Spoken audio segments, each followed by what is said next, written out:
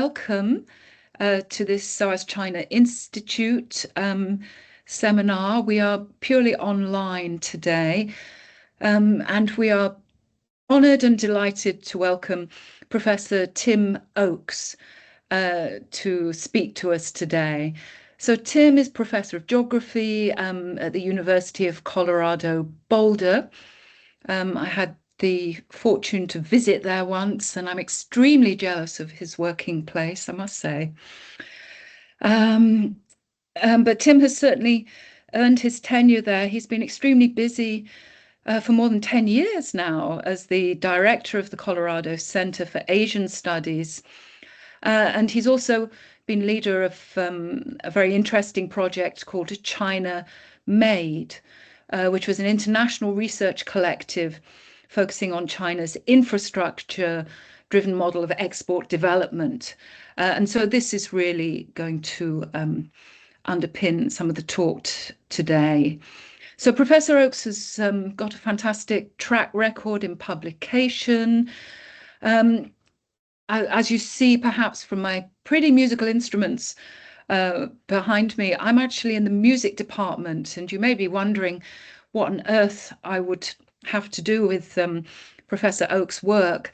And I have to say that it was more in the sphere of his work on tourism and heritage in China that I was more engaged with Tim's work. But I think this focus now on infrastructure and on the kind of global reach of China's infrastructure projects is extremely important and interesting.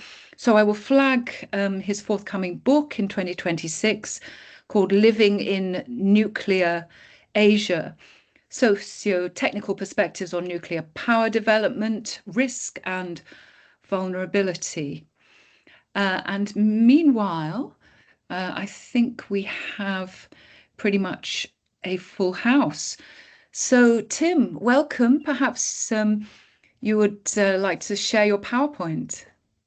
Great, thanks. So thanks so much for the introduction, Rachel, and thanks for inviting me to speak with you all today, this evening. Good morning from Boulder, Colorado.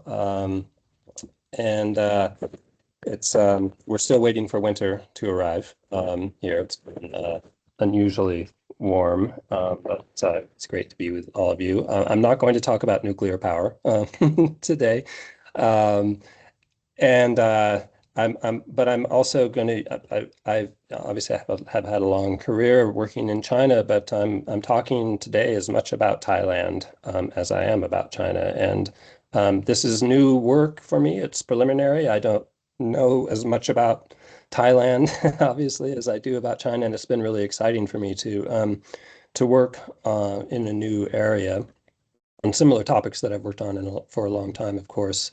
And global China, of course, looms large in the topic today, but it's just as much about how people live with global China in a place like Thailand as it is about China itself. That's very new to me. So I guess all of that is to say something of a caveat, I suppose. This is preliminary work. It's still work in progress. And it's work that I'm excited to continue over the coming years. I'm going to be sharing with you today is a version of a paper that I've written that is winding its way through the review process right now. So any comments, criticisms, suggestions are, of course, most welcome. Let me go to the show. Right, and perhaps I could just interject at that point. You can see that we have a Q&A button at the top of your screen. So please, can I encourage you throughout the talk to put in your comments and your questions for Professor Oakes. And at the end of the talk, we will review and voice them. I will voice them for you, and then we can have the Q&A. But it would be great if you can be putting in your questions throughout the talk. Thank you. Great. Okay, so hopefully you can see the screen okay now.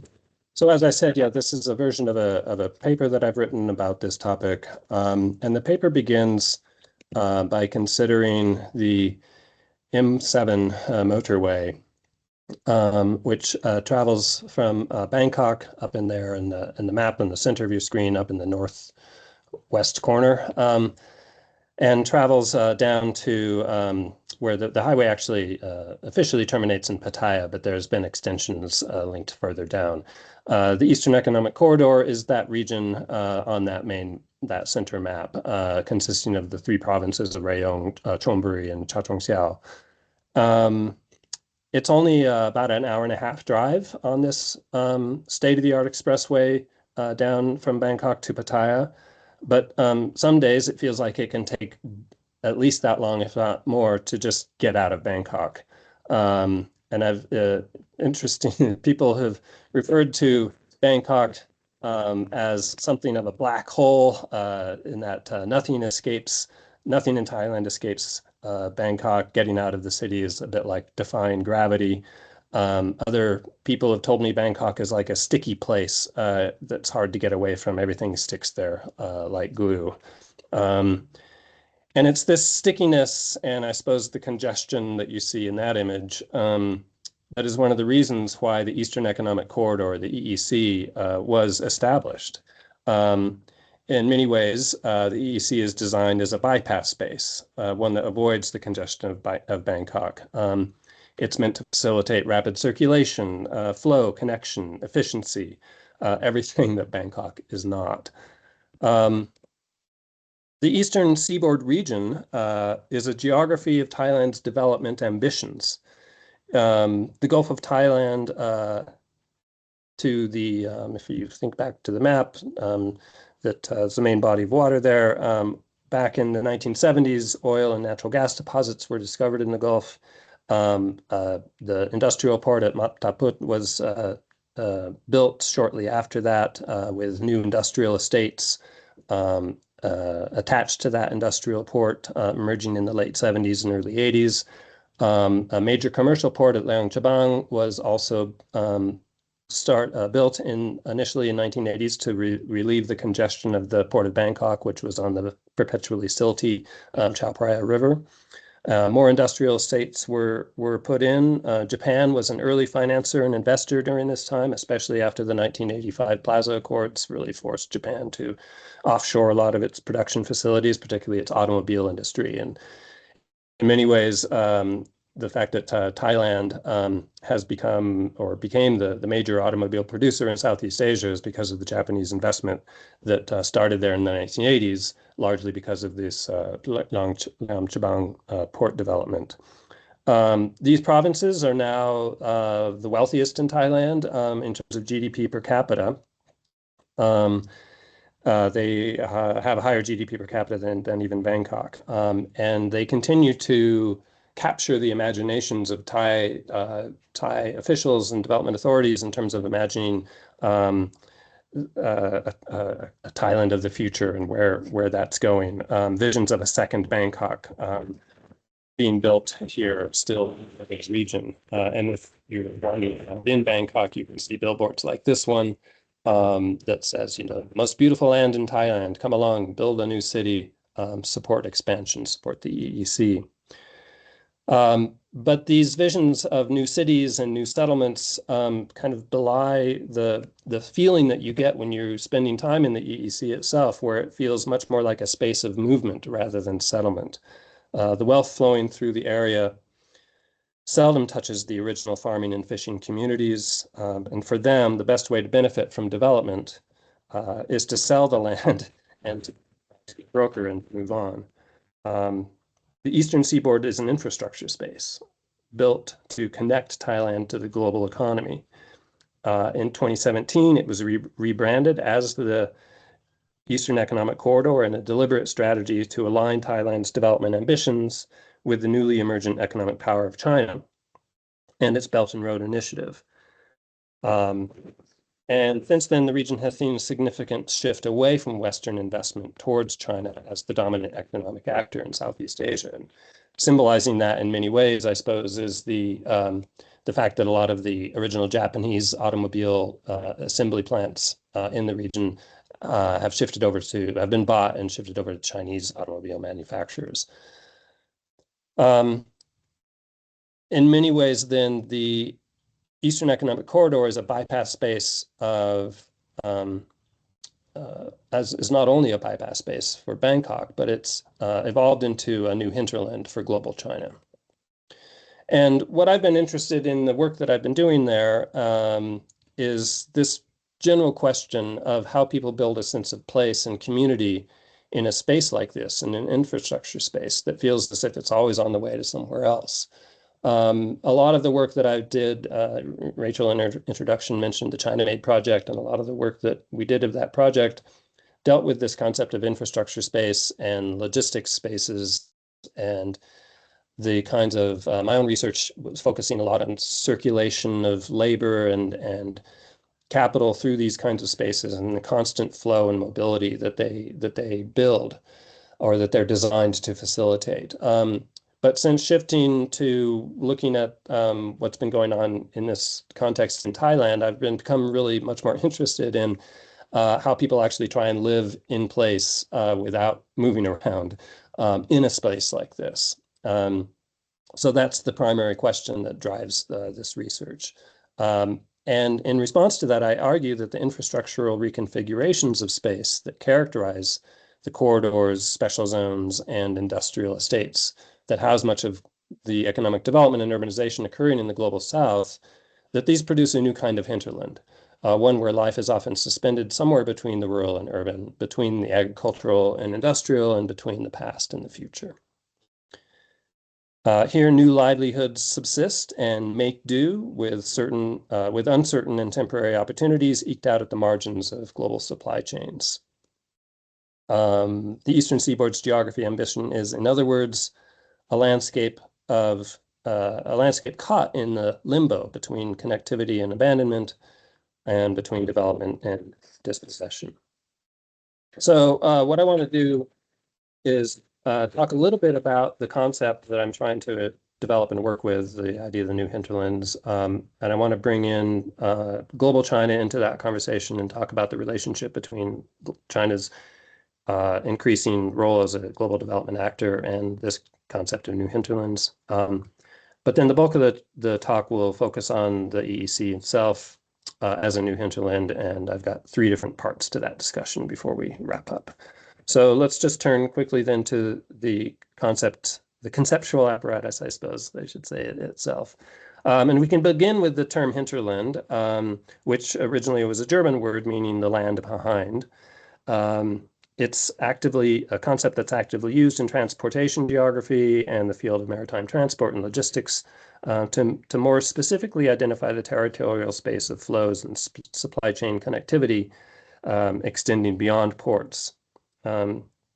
With the increasing digital aspects of these kinds of connections, there has been an interesting deconcentration, reorientation around logistics systems and supply chain corridors in the idea of the hinterland.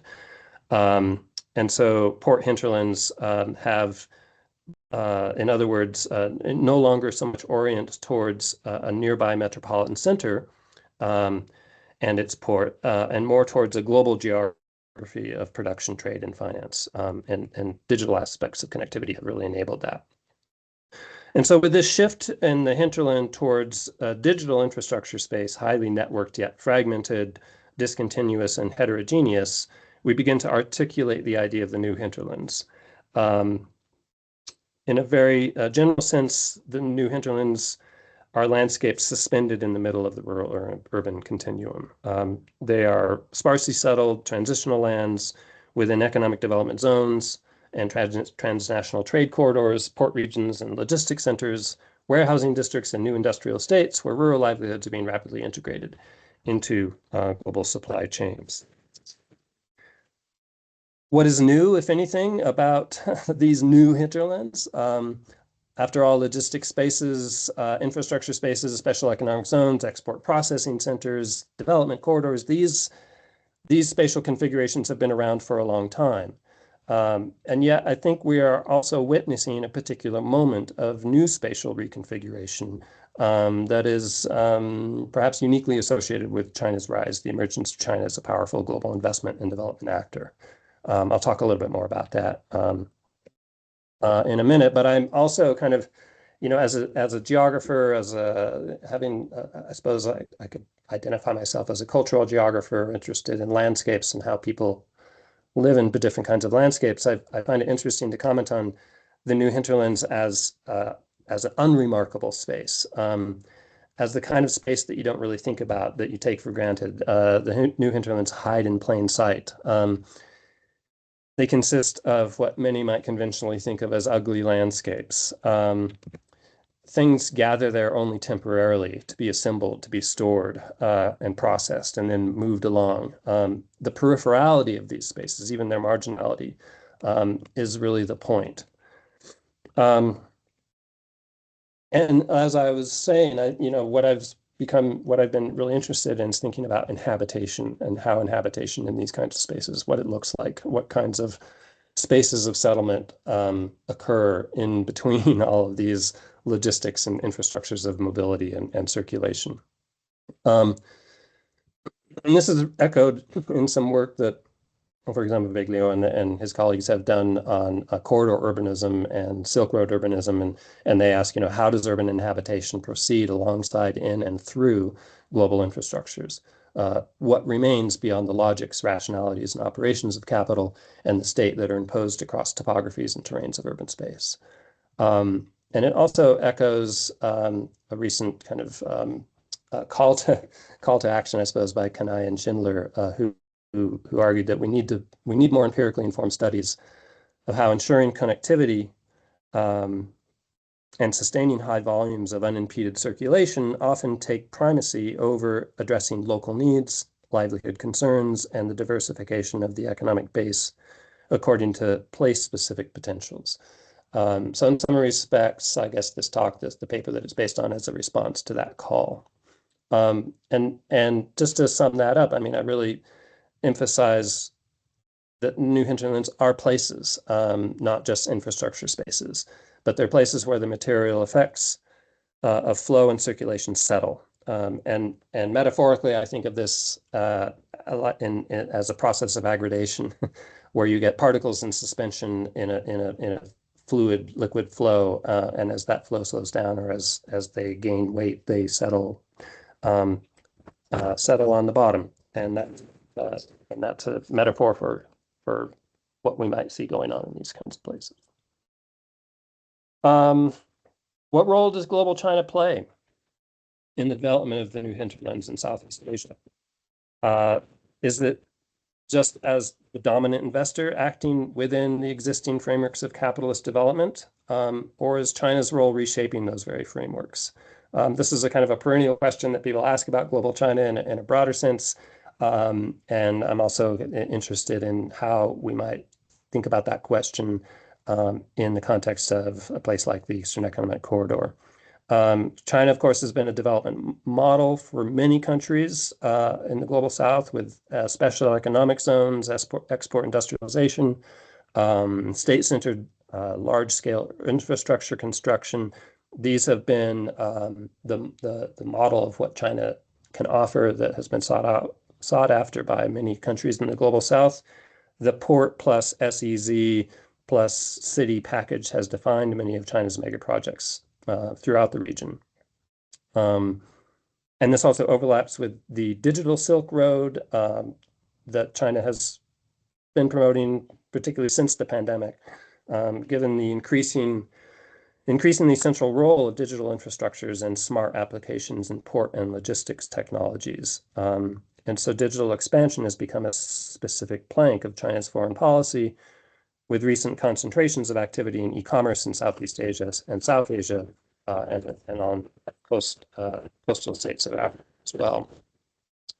Have China's activities contributed to a distinct spatial pattern in the region? Are the landscapes of the New Hinterlands being uniquely shaped by global China in ways that differ, for example, from, say, Japan's investments in the region a couple decades earlier? I don't have definitive answers to those questions yet, but I'm interested in looking at whether or not those questions make sense and how we approach the landscapes of this area. Viglio, of course, they argue that there is a discernible pattern of urban development that correlates with the Belt and Road Initiative's infrastructure networks. More broadly, they talk about Silk Road urbanism, corridor urbanism as distinct patterns that are emerging, and I think certainly we're seeing some of that happening in a place like the Eastern Economic Corridor. But I think perhaps it's more important to explore not just the driving forces emanating from China, but the ways that states and local actors throughout Southeast Asia respond to and facilitate these forces. In many ways, the indirect effects of Chinese investment power are the real story of China's role in Southeast Asia. The Belt and Road Initiative often produces the indirect effect of speculative land development, for example, fostering investment hotspots and state policies that bet on a future growth promised by the BRI, even before any kind of Chinese investment has even arrived in the area. And as well, a process of infrastructuralization or infrastructure development is often imposed on localities, not by China, but by the local states, by the host state, by the Thai government in this case, hoping to attract Chinese investment. Local voices tend to express ambivalence about the benefits of infrastructuralization generally, and Chinese investment specifically. China's role is often discussed within the EEC itself in hushed references to gray Chinese capital, to corruption and the illicit nature of much of China's influence in the region. When people in the EEC talk about China, they don't usually talk about corridors or even the Belt and Road Initiative. They don't even talk about infrastructure. They talk about China as an unstoppable force bearing down on them for better or worse. They talk about China buying all the land, dumping the garbage, paying off the local officials, and doing whatever it takes to get its way. And so this is also then a story of what global China looks like from the ground up, not just from the top down. Okay, well, let's move on to the EEC itself and look at it through three different lenses, I suppose. The first lens is looking at it as a space of exception, and then the second will be a more specific focus on landscape, and then the third will be focusing more on how people live in those landscapes. So as a space of exception, the EEC was initiated in 2017 as a repackaging of the earlier Eastern Seaboard Development Program, or the ESDP. The corridor is central to Thailand's efforts to align with China's Belt and Road Initiative, and was fully designed with Chinese investment in mind. While its origins may lie in the ESDP, the EEC itself began with Thailand's 2014 military coup, which occurred a year after, as you might recall, Chinese President Xi Jinping's official launch of the Belt and Road Initiative. Thailand at the time was in need of investors, particularly with much of the Western world retracting their engagements on account of the coup. And so the EEC in many ways is a manifestation of Thailand's post-coup shift towards China. Under Article 44 of the interim constitution, the National Council for Peace and Order, the NCPO, the military junta, basically, exempted from existing regulations a range of industrial activities deemed essential to development in Thailand. This had the effect of suspending existing zoning and land use regulations in the region, as well as environmental impact provisions.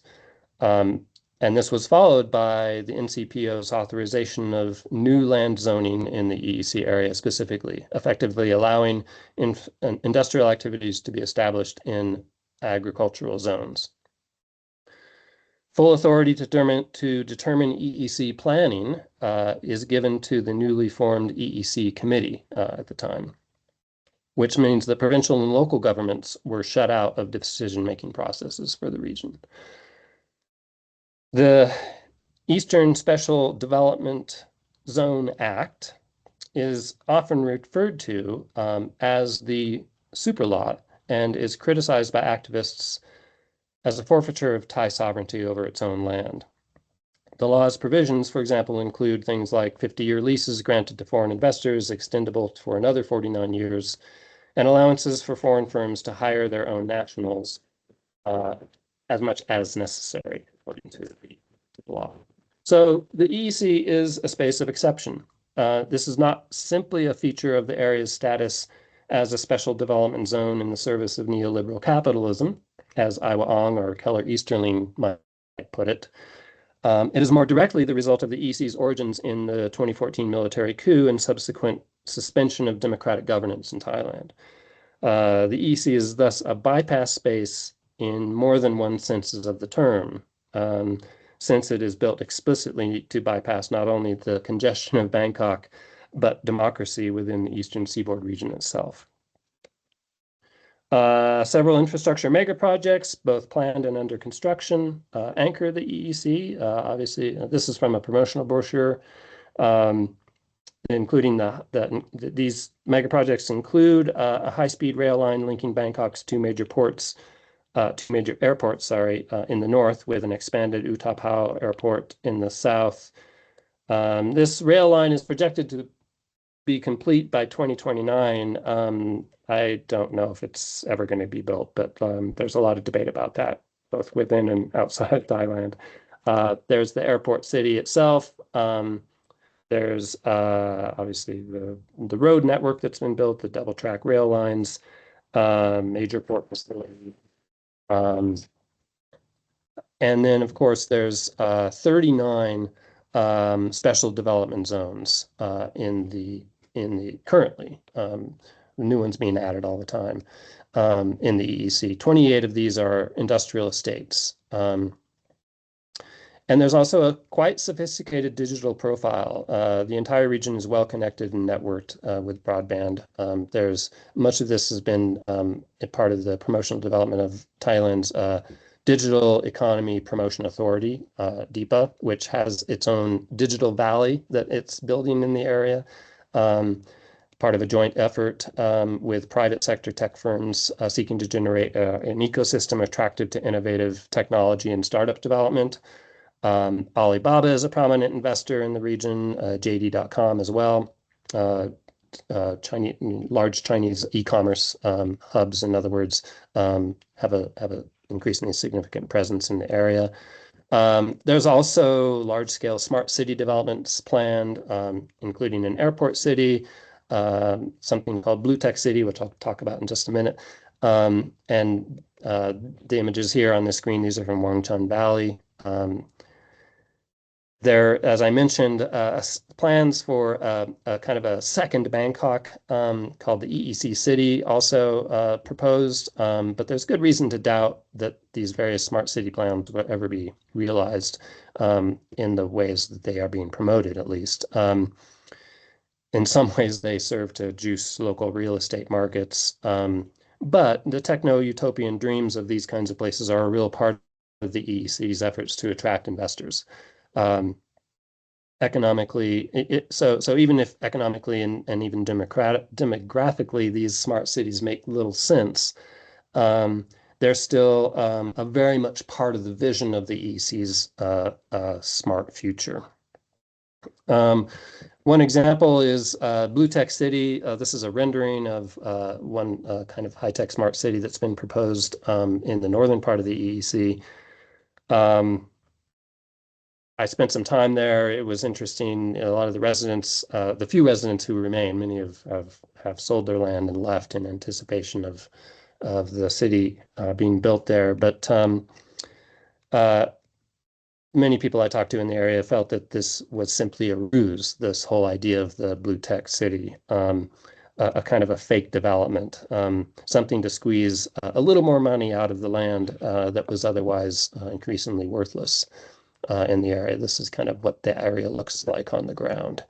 One resident guided us through the site, pointing out the places where houses had once stood. People had sold their land and cleared out. Like on the image on the left there. On the right, you see a site where land had been cleared seemingly in preparation for construction of some sort. But this only made the person walking us through the area and made him scoff. He said, "This is just to convince investors that something is going to be built here eventually. It's just to make it look like something is happening." His cynical attitude, I suppose, was understandable given the rotten smell of scandal that and gray capital that hover over the BTC. It's a long story. The main investor, Energy Absolute, was caught up last year in a securities fraud scheme where fraudulent earnings went to the BTC land developer, which was majority owned by the Energy Absolute CEO's mistress. And I'm not going to go into all that, but it was that kind of story what has haunted a lot of the real estate kind of transformations that have been going on in the area. And a lot of people kind of see the specter of China behind a lot of this kind of development. But let's turn to those landscapes themselves, just kind of what the region feels like and looks like when you're spending time there. It's very much a horizontal landscape, I suppose, an extensive decentered space. It doesn't trend towards agglomeration and density. In the industrial states, the factories and warehouses are low and flat and expansive. This is the new BYD plant, for example. Factories are spread out. Roads are straight and wide with broad verges.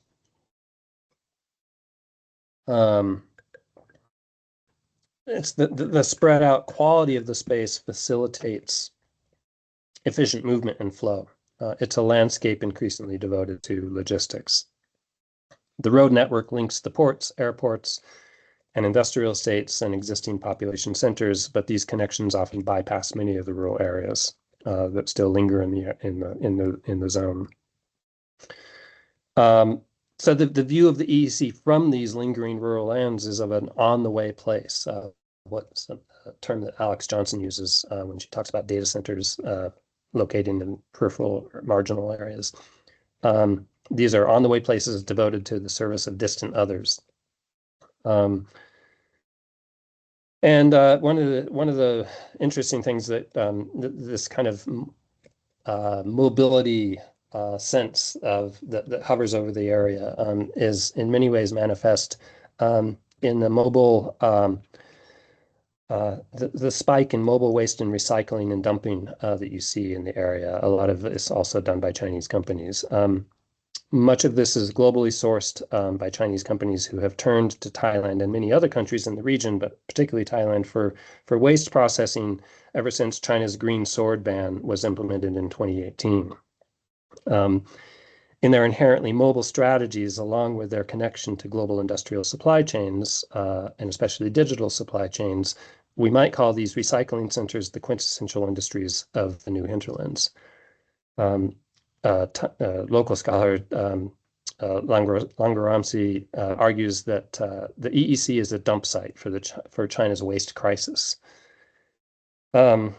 And locals complain that Chinese companies, simply shut down the factories, or if locals complain, Chinese companies shut down their factories, put the business under another name, and open it up next door to do the same.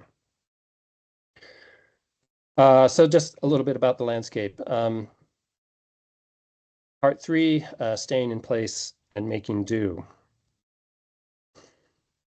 So how do people eke out a living in a space like the EEC? How do people carve out a space to settle within a space of movement? What sorts of places emerge in the interstitial in between this infrastructure space? Those we spoke with in over 2 different visits when I was there last past summer and the summer before, fishers, farmers, community leaders, Grab drivers, politicians, government agents. These people seem to be asking themselves similar questions. And it's an especially fraught question for farmers and fishers. We were told by one person that, if you want to continue farming in this area, you don't really have a future as a farmer in this area. If you want to continue farming, you leave. The land here is no good. Most of the farmers have quit, sold their land, left the region. Some stay to do other things, but many leave. The land has become too unproductive, too contaminated, the water too polluted. Port expansions at Maptaput and Liam Chabang have had far-reaching impacts for coastal fisheries. Small-scale fishers must now travel much further out to sea to find fish. This, of course, makes them more vulnerable to storms. It effectively cuts in half their fishing season because they can't risk, they're too vulnerable far out to sea. And so a lot of the smaller scale fishers, the villages along the coast have basically said we can no longer survive this way. An old fisher told us, I'll be the last generation fishing these waters commercially. In the future, it'll just be recreational fishers near the shore and big factory boats out at sea. But alternative livelihoods are often greeted with ambivalence.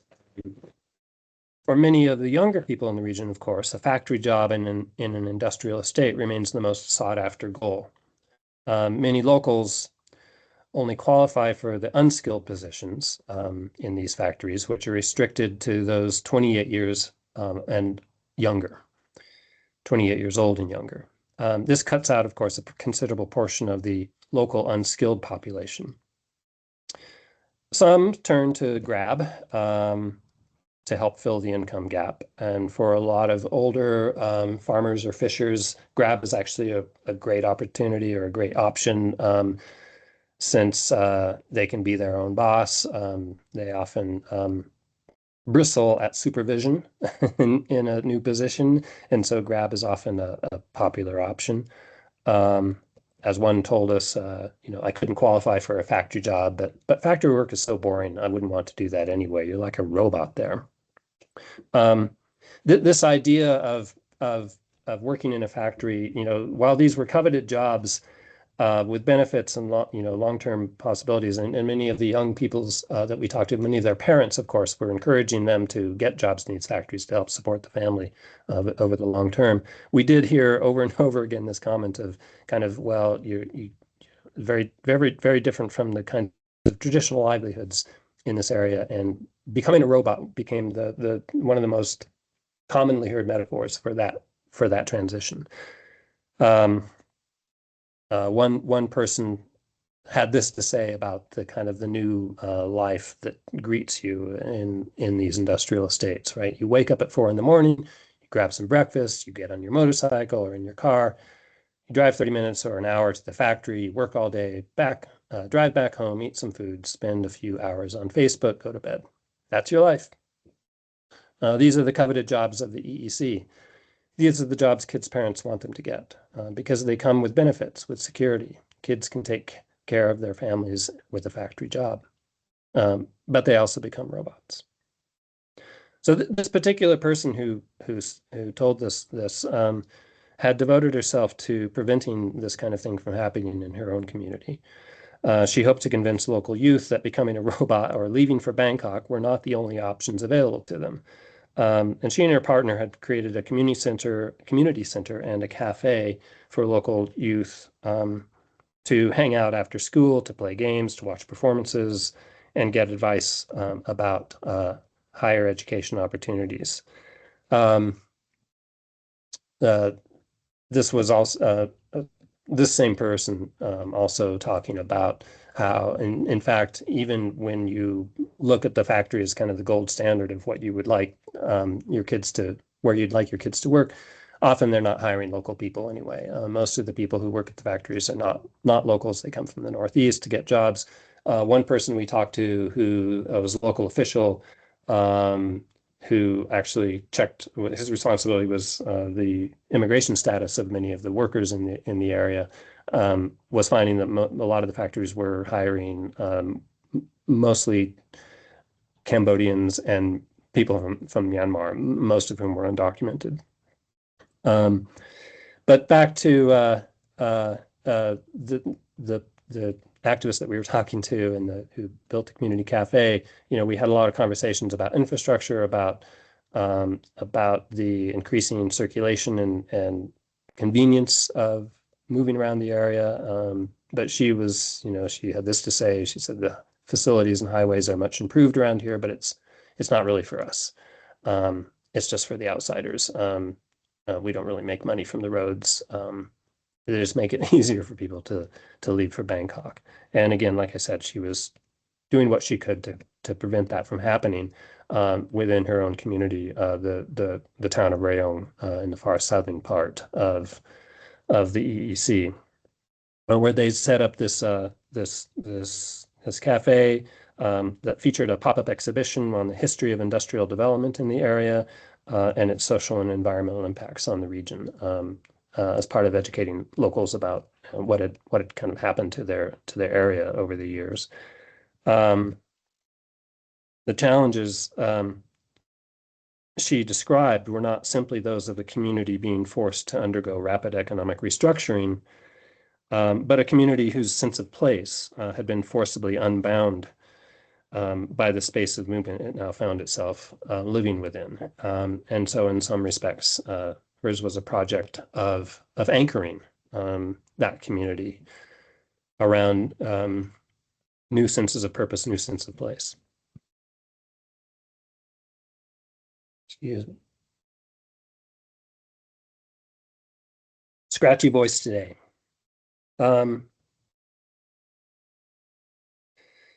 So in addition to these kinds of new community spaces focusing on young people in the area, the town has also been trying to kind of create itself as more of a tourism destination. They've kind of heritagized their local street. And this is the street where the new community center is located, of course, but there's also lots of restaurants and shops. They're trying to develop festivals in this space. They're trying to, it's a center of fish sauce production historically, and so they're trying to develop a cuisine kind of tourism industry built around the fish sauce history. Even though a lot of the local fishing industry has been devastated by the port development nearby.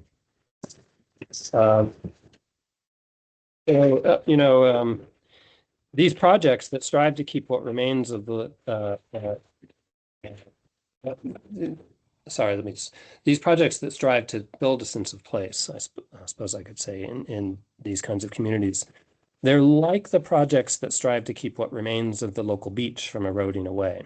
Whether these efforts help kindle a more conscious sense of place, particularly among local youth, remains to be seen. But they speak to the recognition that Rayong's high GDP per capita is not itself enough to maintain a viable community identity in a place that local activists say is being washed away. Like the beach itself, where the results of erosion prevention efforts have not been entirely successful, place is an unpredictable and fragile thing. In the spirit of community actors, they're anchors, I should say, community anchors, there has been also much local interest in conserving and reviving the mangrove-based coastal ecosystems that have been in retreat since the 1980s turned towards industrialization. Those same industrial companies have been big investors in some of that restoration, providing capital for example, this kind of mangrove trail in the town of Rayong, which is a lovely place to go and see the mangrove regeneration occurring. It's part of the corporate social responsibility efforts that a lot of these oil and natural gas companies engage in. And it offers in some ways, I suppose, a fitting symbol as both a kind of a material foundation and symbolic resource for settled place identity in a space of flow. A mangrove forest with its complex root system that anchors intertidal wetlands, preventing erosion and housing a unique saltwater biome, is a very different kind of infrastructure from the human-made one that dominates the EEC.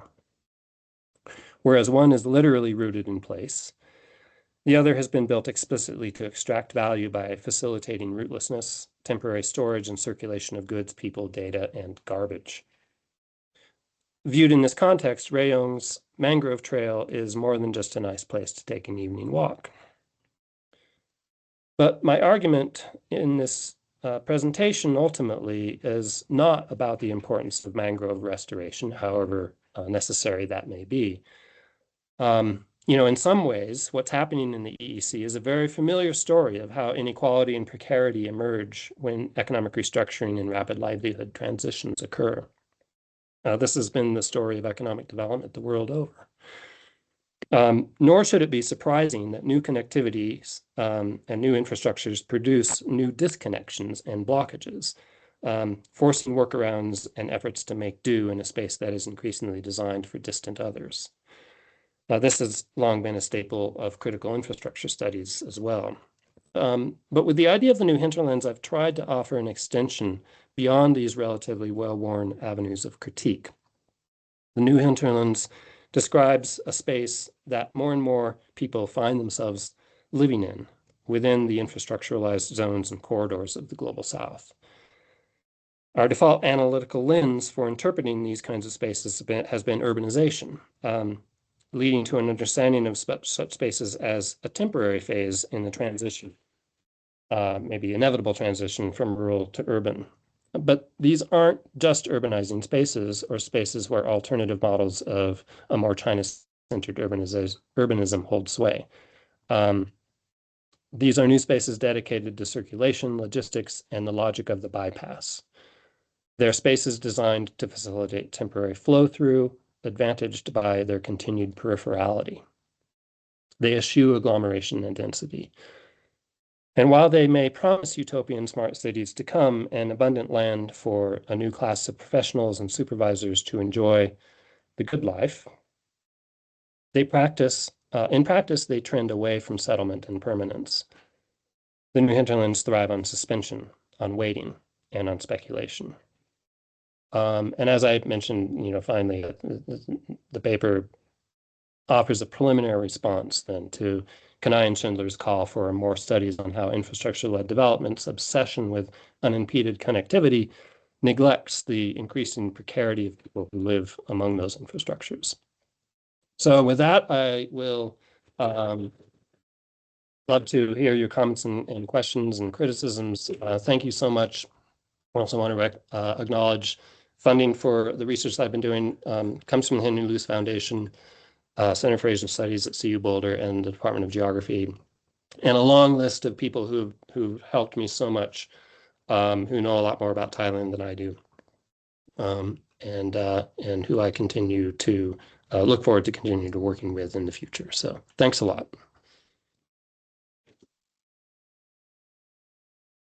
Thank you so much. Let me reappear. Tim, sorry, I should Professor Oakes, to be more formal. Thank you so much. Tim, that's great.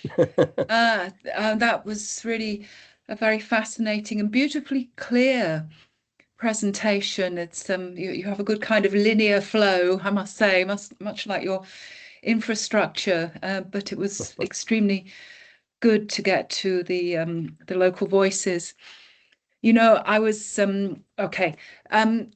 Audience, people, please.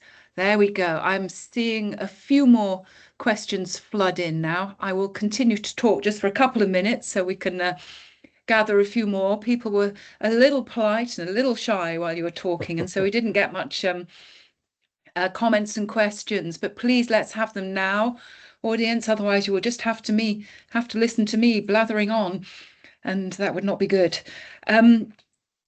So, Tim, I was thinking of the extraordinary contrast between the images that you've been sharing with us of these not very beautiful landscapes, it has to be said, and your earlier work on heritage.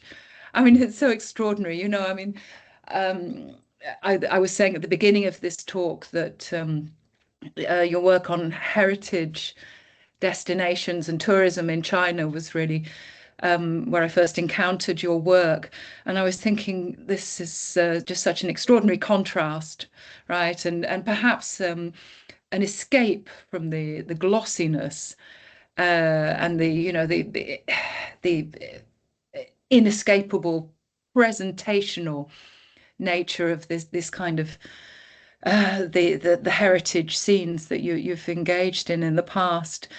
But then, of course, that I found a lot of continuity with your previous work, actually, because you do have that kind of tradition of listening to local voices and highlighting the local experience, which I think is just so valuable and so essential, ever more so in these particular spaces. I mean, I think towards the end of your paper, you did start to highlight your research methodology somewhat, and you've given us a long list of collaborators. But I wonder if you could just talk a little bit more about your research methodology and your experience. You've obviously been on the ground.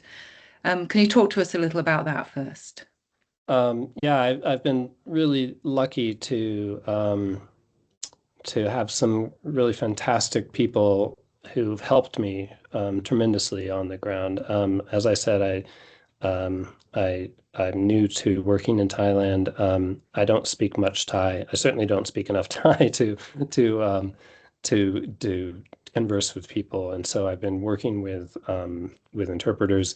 I spent some time in US and Singapore in 2024, and took some trips up to Thailand during that time last year, and then I spent a good amount of time there this past summer in 2025. But in both cases, I considered what I was doing as exploratory, primarily just preliminary, just kind of trying to spend as much time as I comfortably could in the region, getting to learn about the communities that are there, and what people there are saying. And so methodologically, that was, I just I through various contexts that people I know have known in Chiang Mai and in Bangkok and in Singapore, had pulled in some favors essentially, and got people who who were willing to help me spend some time driving around the area with me. This past summer, I had a fantastic small group of people from Chulalongkorn University.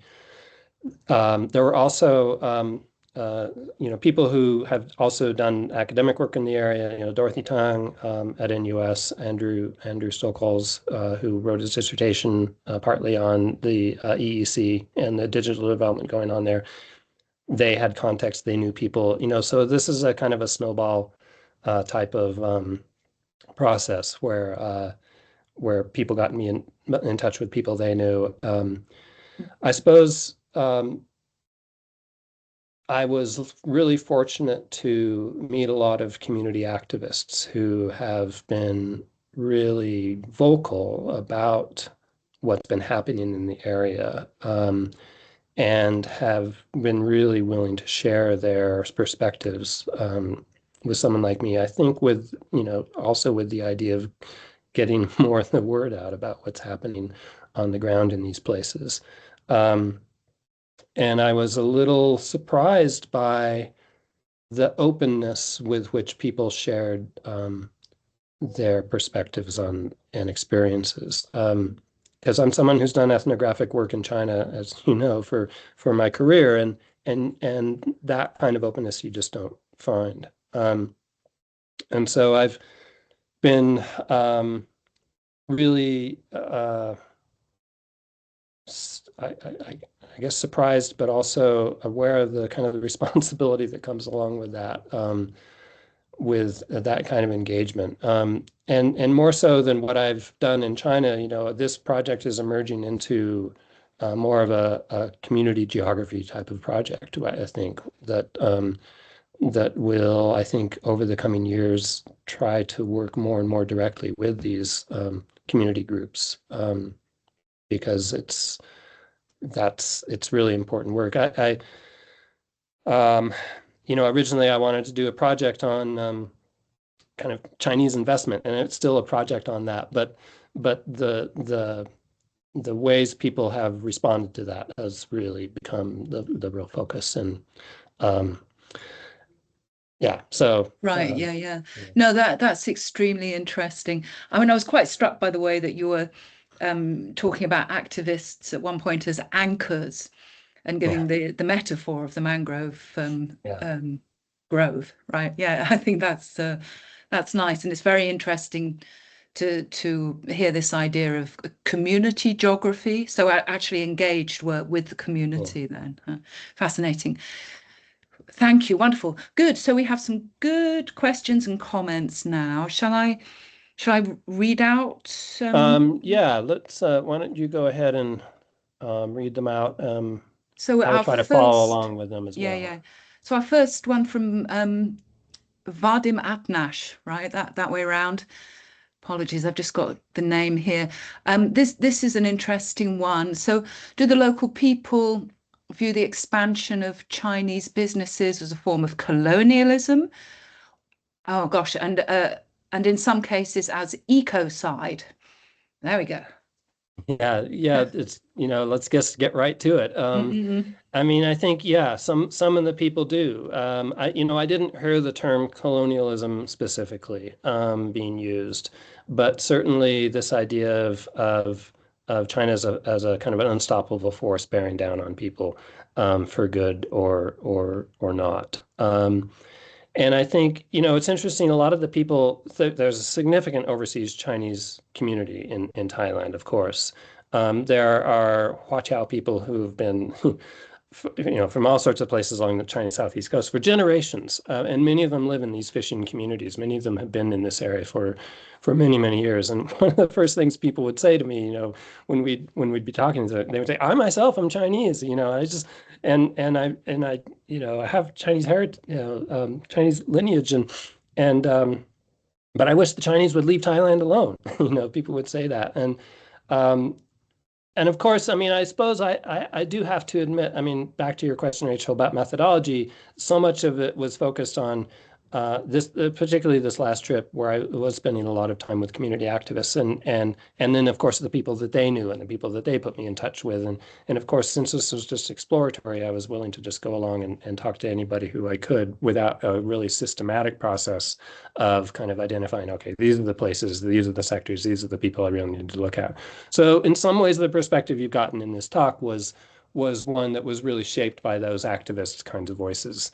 And I'm fine with that, but I also would want to make sure and admit that that's a particular sector of voices in this region that have responded quite negatively to the developments. There are probably many, many other people who I haven't talked to and who I hopefully will talk to have a much different perspective on the opportunities that Chinese investment has brought to the area. But certainly among the people that I was spending time with, there is this if not explicit use of the idea of colonialism, then certainly people have talked about Thai, the idea of forfeiting sovereignty through the kinds of laws that govern the Eastern Economic Corridor now. That ecocide is another interesting, not interesting, but kind of sad term. Yeah, I think the majority of comments that people made that were negative or concerned about what was happening, most of those were framed around environmental degradation issues. Most of those were framed around cutting corners, dumping waste, dead rivers, these kinds of things. That was by far the majority of how people articulated their concerns. And I guess I would add that it was not so much, I wasn't hearing so much a kind of a articulation of a systematic China kind of meticulously going about taking over things and doing what it wanted. It was more this idea of corruption, allowing bad actors to basically do whatever they wanted and not enough regulatory oversight. And a lot of people saying if the government just gave communities more power, to regulate what was going on, many of these problems would go away. But whether that's true or not is another question, because people also complained about local politicians being paid off. So. Yeah, I mean that's very helpful. I think what you've been saying really speaks to the next couple of comments or questions, which were really about, who's to blame. But I think, just methodologically thinking about what the local people say about who they think is to blame is a bit more useful. So what I would like to turn to now, by way of a question, is something a bit more about your theoretical underpinnings. We have two suggestions of bodies of literature which you might be engaging with or might be interested engaging with. One from our anonymous user is about research around khaki capital. Does that ring any bells with you? As in the colour khaki. Khaki capital, a term coined by Paul Chambers. Sounds great. Is that something you're interested in? And then, someone who's shared their name. Thank you, Professor Wang Mengqi. What a wonderful talk. Here. And so what is your take on the literature on planetary urbanization? Okay, so yeah, the comment about Chambers' khaki capital, which I've yet to kind of engage with this idea. So thanks so much for bringing that comment forward. Yeah, I'm just kind of reading through the comment here a little bit more detail. And so I can't. It sounds like an interesting connection that I would definitely like to follow up on. One of the things that I often find when I talk about this idea of the new hinterlands and these new kinds of developments is people often say, well, that sounds just like what so and so was saying with this. And in many ways, many people have looked at these kinds of processes and these kinds of spaces and these kinds of zones and what's been going on in them, and have developed their whatever conceptual framework is meaningful and makes sense for them to kind of in terms of how their own approach and what they look at. And I suppose I'm guilty of the same thing in terms of saying, well, hinterland is an idea that really works for me, that really captures the kind of, well, first of all, the connection to ports, the connection to logistics and these kinds of things. And so I'm running with that idea. I have to acknowledge that a lot of the initial inspiration for my approach to this came from Pushpa Arabindu's work on Chennai, and where she looks at these kinds of bypass spaces on the outskirts of Chennai, and I started reading her work at a very formative stage in the early parts of me thinking about this process. So, but I think the new hinterlands, there's a lot of echoes with many other types of concepts, many other approaches. They all overlap in various ways. And so as I move forward and develop the idea more, I will do more to kind of triangulate it, I suppose, with these other concepts. So thanks for that. As far as planetary urbanism, I mean, of course, this is another one of these areas that this concept overlaps with. Neil Brenner has used the term hinterland itself, of course, to describe the kind of operational landscapes of planetary urbanism or planetary urbanization. I think I like a lot of that work. Christian Schmidt and Neil Brenner and a lot of the others working in those areas, it provides a really important context for a broader kind of theoretical umbrella, I suppose, in some ways, under which I place a lot of this work. I've had interesting conversations with Neil in the past about what I've been seeing, the ways I've been looking at these kinds of issues in China, more specifically, in terms of kind of comparing and contrasting what I'm looking at. I don't just sign on to planetary urbanization directly with this concept, though, because I do feel like it's that concept at the end of the day remains a very urban-centered one, or centered around a lot of kind of ideas of urbanization. that I think the hinterland idea is trying to preserve a sense of something that's no longer rural, but not urban either. That we need new frameworks, that we need new concepts that kind of capture these kinds of spaces that are truly outside of the global urban, I suppose, in some ways, conceptually. And I think to capture that kind of pushback, to capture the kind of activism that goes on, the kind of anchoring, the kind of place-based efforts that I'm really interested in now requires that we kind of foreground a concept that situates itself not quite directly within that planetary urbanization frame, if that makes any sense. Yeah, no, that's all very interesting. You know, at the risk of being a frivolous ethnomusicologist here, I wondered if I might just speak briefly to the work of one of my PhD students. I'm not sure if he's here at the moment. Hi, Luigi, if you are, but you're silenced anyway. So if I may just represent Luigi's research, which is about a hinterlands in Indonesia.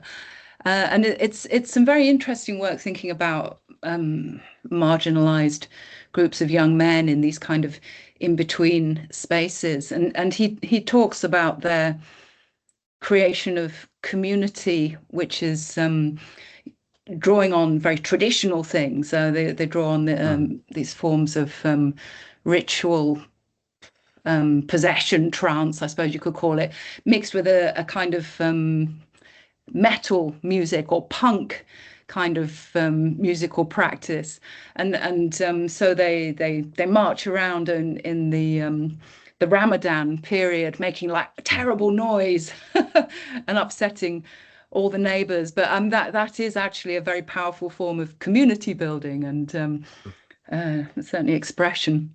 I'm thinking about that, not very randomly actually, but as a way of thinking about the question from Stephen Phillips, right, who is asking about this question of, is a community traditional or does it have to be new? Right.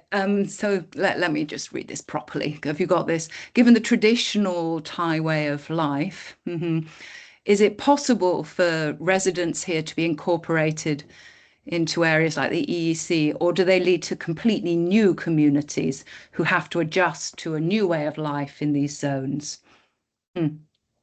Yeah, that's a great question. I don't know. I think we're seeing both. I think there are places where communities have been able to build on a more traditional way of Thai life, I suppose.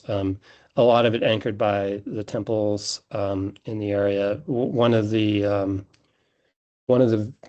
communities I spent some time in, kind of on the edge of Liam Chabang port. There's a long-standing dispute that's been going on with that community since I think the 1970s or 80s, when in response to the opposition of community members to the expansion, or I think the initial building of the port, actually, their temple was, there's a special term for it now, I can't remember, it's in the paper, but was kind of desanctified, right? And that more than anything was a continuing, something that the community was obviously extremely upset about, but was the driving factor in kind of galvanizing the temple's continuing opposition to port expansion, was the fact that essentially the temple had been taken away from them at a time when there was a lot of this kind of just unimpeded power moves by the developers, by the government, by whatever. And so I think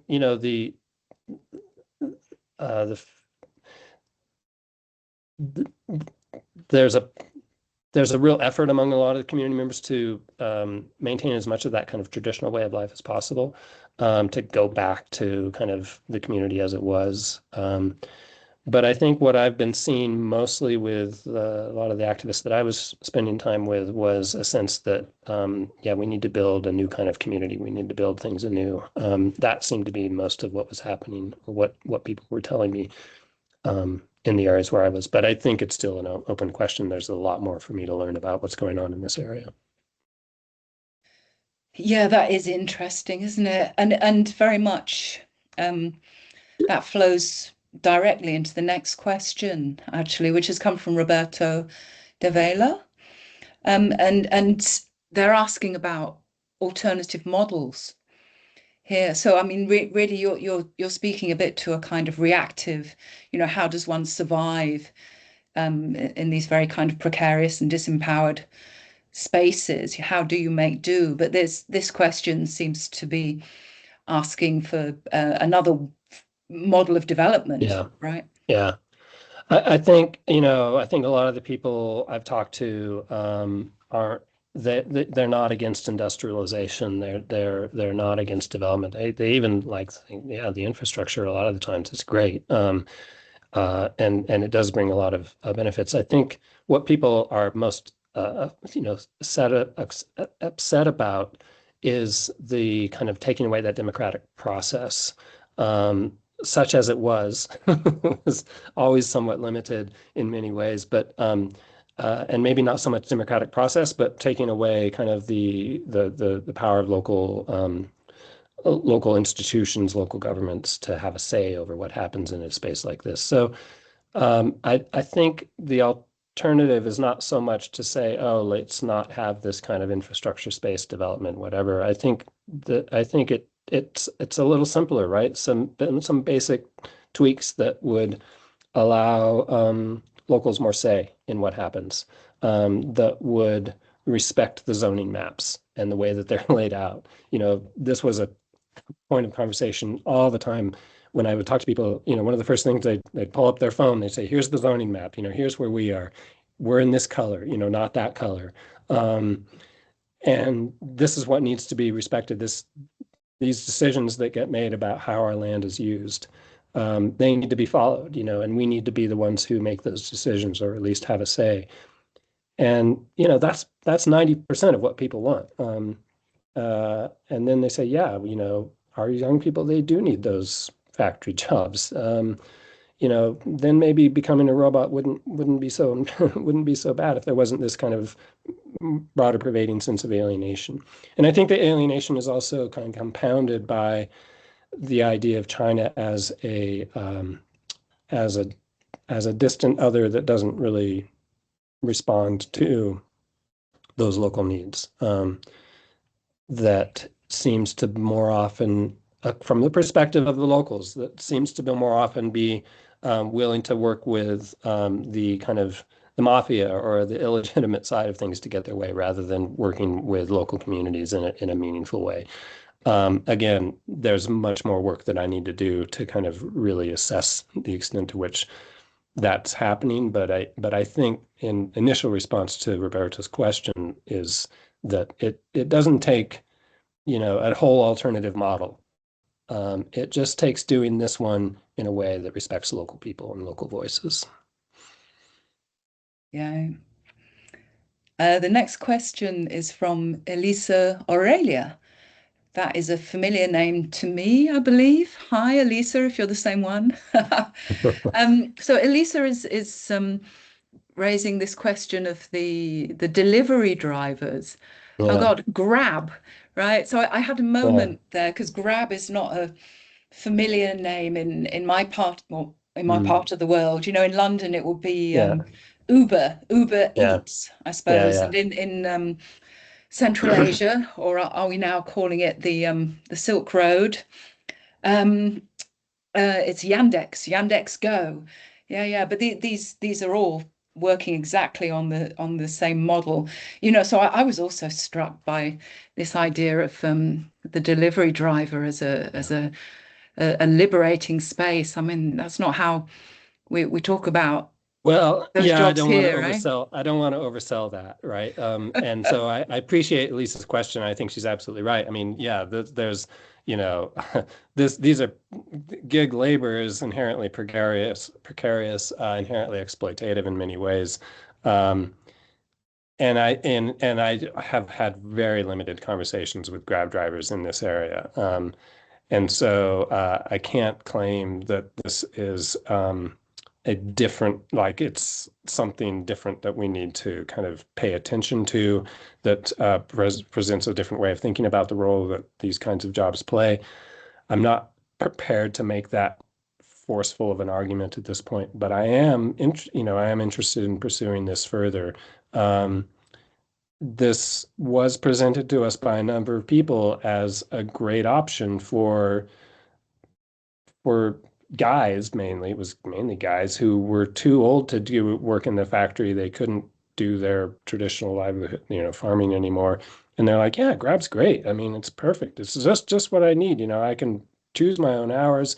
And these, so maybe it was the context in which people were kind of approaching this kind of the work that, it just happened to work for them quite well. But I suppose I was just as surprised as Elisa might be to kind of hear these voices, but I'm not prepared at this point to kind of present a more systematic argument that this is actually a more, as you say, liberating form of livelihood than often given credit for. But certainly it was working in part for some people in that way in this area. Wow, I don't know. And also the kind of age reversal from the Yeah. norms we find here. So when you're young, you work in a factory, and then when they kick you out when you get to be 28, right? Then you can Yeah. find your freedom on a motorbike. Wow. Yeah. Anyway, yes. So that is an interesting one. So there's another comment from Stephen Phillips talking about the frustration or anger against Chinese companies in Yeah. Thailand. Yeah. That is interesting, and it ties actually to a question that we had a lot earlier on, which I slightly glossed over. So I wonder if we can go back to that. It was one of the anonymous, in fact, both of the anonymous comments that came early on were really talking about this question of, who's, well, not quite who's to blame, but who should take responsibility. There's Yeah. one question there going, why should the Chinese government care about local identity if the Thai government doesn't, right?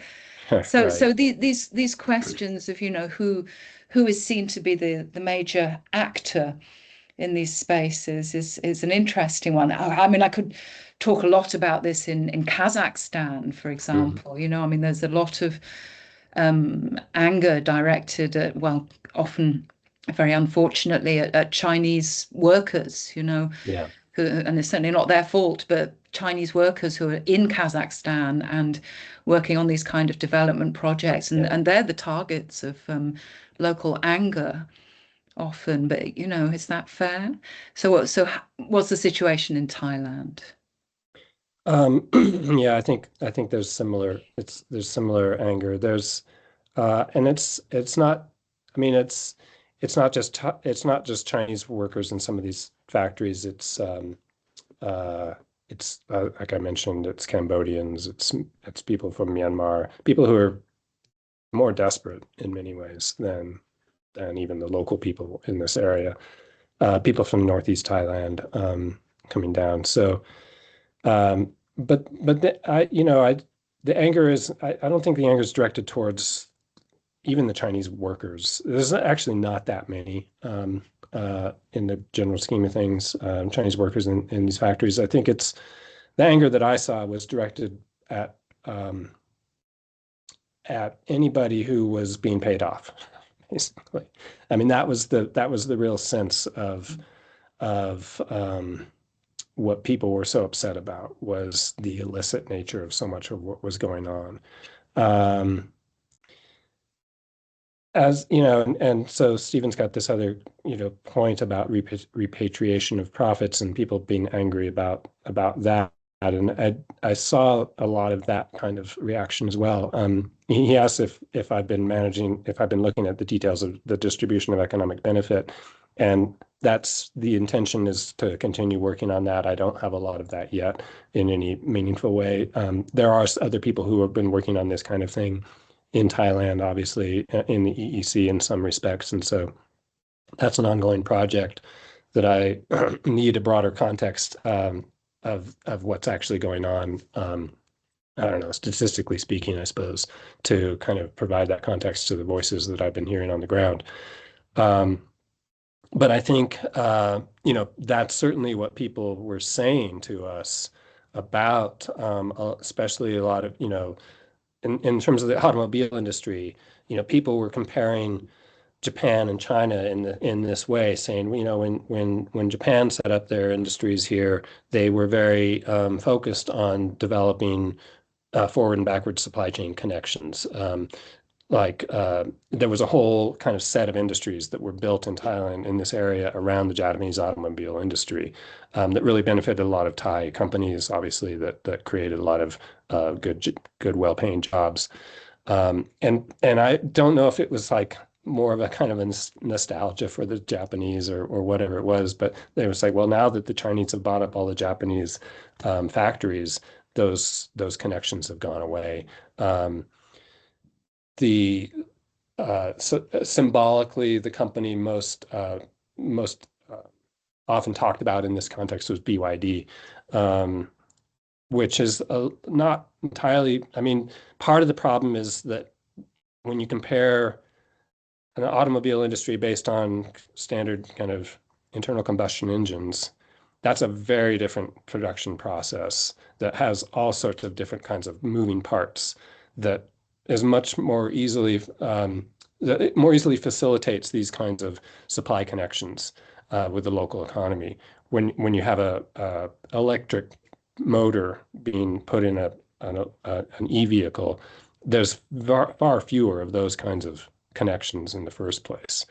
And but people would say, all the inputs for what BYD is doing in Thailand they're all coming from China, and then they're all leaving, and there's very little connection with the local economy. So again, I was hearing a lot of that on the ground, as per, going back to Stephen's question, but I don't have a systematic material to kind of really back that up. I'm a little suspicious of how, of the gap between people's kind of perceptions of the lack of that connection and what it actually might be. I think a lot of it is just this shift in technology has created a whole different kind of supply chain ecosystem that looks very different from what it did in the past, and maybe that does mean much less connection to the local economy. I'm not sure yet. Yeah, or maybe these things will shift over time.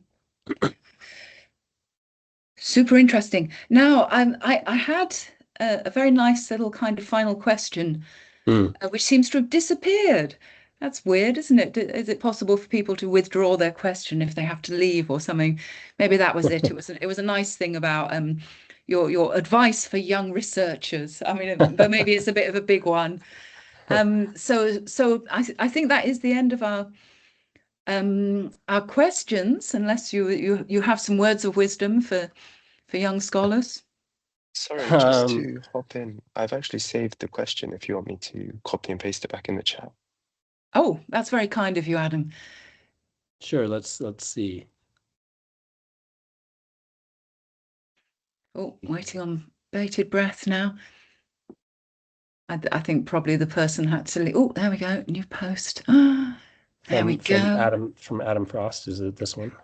Well, Adam, our helpful tech guy guy tonight, has just shared it. Yeah, that's our Adam. Yes, of course. So Sorry our anonymous person said thank you, and great work. Yes. Oh no, it's a specific advice for young researchers who are interested in the area, given the pushback from the CCP, Chinese Communist Party, and some governments who have dealings with the CCP. Any advice on personal safety? Yeah. Perhaps they prefer I mean, to be it's a anonymous. reasonable question, you know. I mean, I had this kind of conversation in terms of some of the people I was talking to, like, are you worried that you're talking to me or to, you know, and people would have, you know, people would say, well, I'm not worried about my personal safety, even though what I'm doing is actually kind of dangerous. I mean, there was violence going on in terms of among farmers who, particularly farmers who were trying to convince their communities to not sell their land for a new mobile recycling plant or something like that. And those people were sometimes targeted for harassment by the mafia, by local politicians, whatever. You had to be pretty hard-boiled to do a lot of this work. And so, I mean, I have a lot of privilege as somebody coming in, a white guy from the US, you know, whatever, that I suppose maybe, I don't know if it's naive on my part or not, but it keeps me immune from those kinds of questions on my own, in terms of my own part. But I think for younger researchers just getting started, I mean, yeah, those kinds of things can be concerning. I don't have any blanket advice for this kind of question, other than